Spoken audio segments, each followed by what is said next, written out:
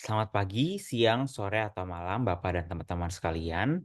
Perkenalkan, nama saya Ova Rifki Putra Diandra dengan NIM 182216060. Pada kesempatan kali ini, izinkan saya untuk memaparkan jawaban dari ujian akhir semester nomor 1 pada mata kuliah Sistem Multimedia tentang kompresi video dalam standar MPEG. Nah, sebelum kita membahas lebih jauh tentang topik utama pada kali ini, saya ingin membahas beberapa terminologi dulu yang harus kita pahami sebagai fundamental. Seperti di sini saya menjelaskan tentang apa sih itu video. Video merupakan sebuah teknologi untuk menangkap, merekam, memproses, mentransmisikan, dan menata ulang gambar bergerak. Atau dengan kata lain, video bisa kita bilang sebagai kumpulan gambar statis yang digerakkan. Lalu selanjutnya ada istilah tentang kompresi video, di mana kompresi video ini merupakan proses mengurangi ukuran file video dengan menghilangkan redundansi data atau memanfaatkan teknik tertentu. Jadi, ketika kita ingin menyimpan atau kita ingin melakukan transmisi video, kita dapat melakukannya secara efektif tanpa mengorbankan kualitas gambar secara signifikan. Hal ini tentunya dapat menjadi solusi atas permasalahan yang sering dialami oleh orang-orang. Nah, dalam kompresi gambar, kita tuh mengeksploitasi redundansi spasial dan spektral. Tapi kalau di video, terdapat satu lagi redundansi yang dapat terjadi nih, yaitu redundansi temporal. Nah, seperti yang sudah saya sebutkan sebelumnya, terdapat 3 redundansi nih, 3 teori kompresi video. Yang pertama, kita dapat mengurangi redundansi spasial. Di sini kita akan mengurangi intensitas piksel di wilayah lokal yang sangat mirip. Lalu, kita juga dapat mengurangi redundansi spektral, yaitu di mana kita mengurangi informasi yang berlebihan atau tidak dibutuhkan dalam suatu domain frekuensi. Dan yang terakhir, dalam video sendiri, kita dapat mengurangi redundansi temporalnya. Di situ kita akan mengurangi intensitas piksel di wilayah lokal yang memiliki hubungan antara framenya. Walaupun setiap frame berbeda pixel by pixelnya, tetapi pasti ada korelasi antar frame-frame tersebut. Nah, sekarang kita akan bahas lebih lanjut tentang temporal redundancy. Nah, redundansi temporal ini merujuk pada fakta bahwa dalam video, sebagian besar objek atau elemen gambar dalam frame berurutan tidak berubah secara signifikan dari satu frame ke frame berikutnya. Nah, teknik ini memanfaatkan eh, memanfaatkan sifat ini untuk mengurangi jumlah data yang perlu disimpan atau ditransmisikan. Jadi di sini eh, misalkan nilai satu pixel dapat berubah setiap framenya. Nah, nilai tersebut kita tulis cn dalam kurung x, y. Sementara itu, pixel yang memiliki posisi sama pada frame berikutnya kita sebut dengan collocated pixel cn plus 1 x, y. Nah, pada temporal redundancy juga terdapat beberapa kemungkinan antara hubungan Cnx, Y dan Cn plus 1 X, Y-nya. Yang pertama, ketika warna piksel ini nggak berubah. Di sini kita notasikan sebagai Cnx, Y sama dengan Cn plus 1 X, Y. Lalu yang kedua, warna piksel berubah akibat objek bergerak. Jadi ini akan tidak sama dengan kita notasikan sebagai Cnx, Y tidak sama dengan Cn plus 1 X, Y.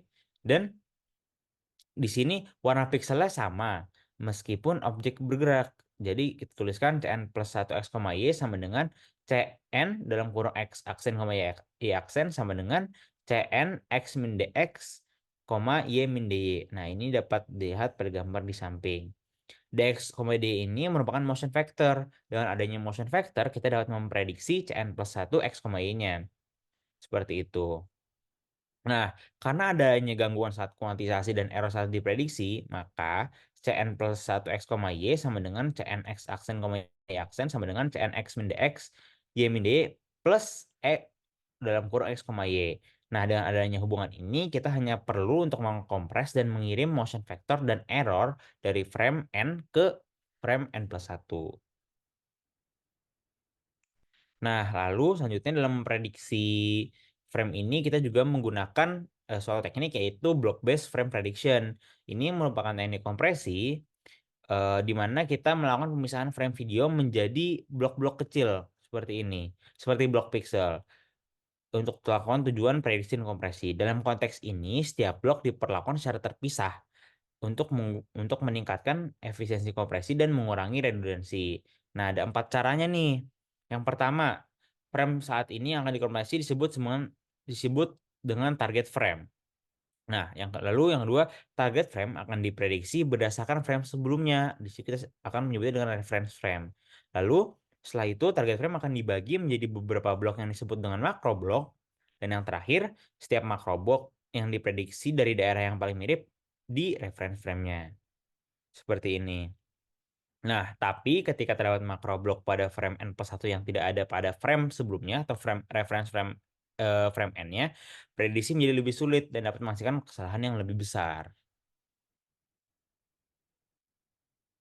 Lalu selanjutnya, dalam kompresi video juga ada yang namanya video encoder dan video decoder. Video encoder ini bertanggung jawab untuk mengonversi video dari format asli ke format yang dapat dikompresi. Seperti itu. Dan pada video decoder, ini merupakan perangkat lunak yang bertanggung jawab untuk mengonversi video yang telah dikompresi kembali ke format video aslinya. Seperti itu. Nah, pada kompresi video sendiri terdapat 4 proses utama. Yang pertama, kita harus menentukan terlebih dahulu tentang motion vector terbaik untuk setiap makro bloknya. Jadi prediksinya ini dapat dilakukan secara sesuai. Lalu yang kedua, kita membuat predict frame dengan mengcopy setiap makro blok dari reference frame menggunakan motion vector yang telah dihitung. Nah, motion vector ini bekerja dengan melakukan pencarian makro blok di area tertentu di sekitar posisi yang dikolokasi dari reference frame. Pencariannya itu ditentukan oleh parameter yang dikenal sebagai parameter pencarian K. Lalu yang ketiga, kita menghitung error dengan mengurangi nilai pixel predicted frame dengan reference frame. Dan yang keempat, kita akan mengkompres errornya menggunakan JPEG pipeline dan motion vector menggunakan entropy coding. Kira-kira seperti itu proses dari kompresi video. Nah, selanjutnya terdapat dua motion composition, ada yang open loop dan closed loop. Di sini kita akan bahas yang open loop terlebih dahulu. Tapi sebelumnya, apa sih motion composition itu? Nah, motion composition itu didapat dengan memprediksi target frame dari reference frame melalui macro block. Hasil dari motion composition ini adalah predicted frame dan motion vectornya. Nah, oleh karena dan kita tuh encoder akan mengkompres motion vector menggunakan lossless algorithm seperti Human coding, sedangkan error image menggunakan lossy algorithm eh seperti JPEG pipeline. Nah, di sini decoder merekonstruksi frame n plus 1 dengan mengisi makro block dengan region dari frame n menggunakan motion vector yang sudah di-decode. Kemudian ditambahkan error image untuk mendapatkan hasil rekonstruksi final frame n plus 1-nya. Seperti itu. Lalu selanjutnya ada yang closed loop. Nah, yang membedakan adalah kalau encodernya ini memprediksi frame n plus 1 bukan dari input reference frame n-nya, bukan dari aslinya, tapi dari frame yang sudah dikuantisasi dan telah didecode. Eh, jadi encoder pada closed loop juga melakukan decoder untuk mendecode dan merekonstruksi reference frame untuk digunakan pada motion compensation-nya. Jadi di sini closed loop itu yang beda dari awalnya pun sudah beda. Dia menggunakan frame n yang sudah dikuantisasi dan telah di-decode.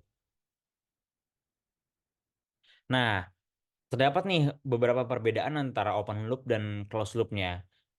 Di sini terdapat kekurangan open loopnya. Jadi pada proses encoding open loop, motion factor dan error itu dihitung melalui motion computation berdasarkan frame n. Oleh karena itu, proses decoding dan rekonstruksi frame n plus 1 pada decoder akan akurat jika decoder memiliki frame referensi n. Nah, sayangnya, decoder hanya memiliki akses ke frame n yang telah didecode dan dikuantisasi dengan bantuan frame n-1. Lalu, proses rekonstruksi frame n plus 1 menggunakan decode reference frame, di mana motion vector dihitung dari frame referensi asli, cenderung meningkatkan distorsi yang berdampak pada prediksi-prediksi berikutnya. Jadi, intinya adalah pada open loop ini dapat menimbulkan meningkatnya distorsi. Nah, sementara itu, lewat closed loop, kita dapat menghasilkan eh, kualitas gambar yang lebih tinggi karena memungkinkan umpan balik dari decoder untuk mengoreksi kesalahan kompresi. Tapi, closed loop ini, file yang akan dihasilkan lebih besar karena harus menyertakan informasi tambahan untuk umpan baliknya seperti itu. Nah, selanjutnya di sini juga terdapat tipe prediksi. Selain dari frame yang telah lewat, reference frame itu juga dapat dari frame yang akan datang atau kombinasi dari frame yang telah lewat. Jadi kita buat ngeprediksi ini nggak harus selalu dari frame yang udah di belakangnya doang. Kita bisa memprediksi dari frame yang akan datang. Nah, itu ada tipe-tipenya tuh, ada iframe, p-frame, dan b-frame. Nah, berikut adalah gambarnya. Nah, apa sih iframe itu? Iframe atau infraframe merupakan gambar yang tidak memiliki referensi terhadap frame sebelumnya atau berikutnya, ini jadi seperti initialnya gitu. Nah, kompresi dilakukan hanya pada redundansi spasial dan membutuhkan lebih banyak bit untuk kompresi. Jadi di sini hanya dilakukan redundansi spasialnya pada iframe. Lalu selanjutnya pada p-frame ini merupakan p-frame atau predict frame merupakan gambar hasil prediksi dari frame yang sebelumnya. Jadi ini seperti yang tadi kita mengambil dari prediktifnya dari reference frame-nya, frame sebelumnya itu bisa berupa i-frame atau bisa juga p-frame yang sebelumnya seperti itu. Dan yang terakhir ada B-frame atau bidirectional frame. Ini dia menggunakan dua reference frame, yaitu frame sebelumnya dan frame sesudahnya. Reference reference frame-nya dapat berupa I-frame atau B-frame. Di sini bisa kita lihat eh, B-frame ditunjukkan dengan yang warnanya biru. Di sini bisa mereferensikan dari yang sebelumnya dan sesudahnya seperti itu.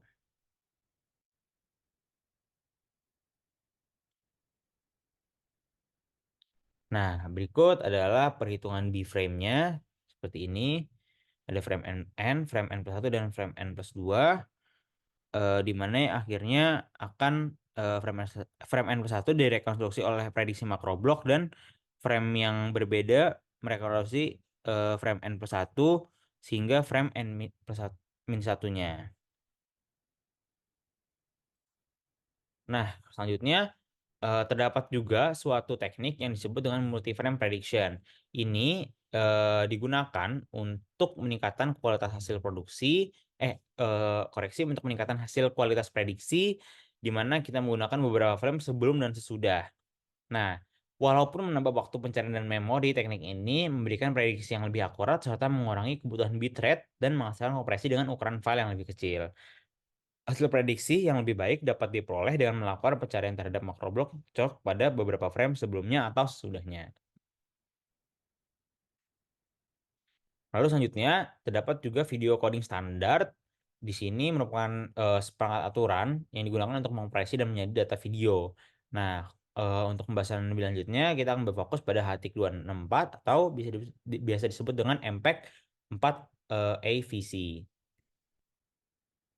Nah, untuk MPEG 4 sendiri di sini ada beberapa ciri-cirinya seperti dia mendukung low bandwidth dan high bandwidth, mendukung video progresif dan interface dan mempunyai hasil kompresi lebih baik dibandingkan MPEG yang sebelumnya. Karena pada MPEG sendiri ini awalnya ada MPEG 1, 2 hingga 4 dan angka ini menunjukkan level atau versi dari MPEG itu sendiri.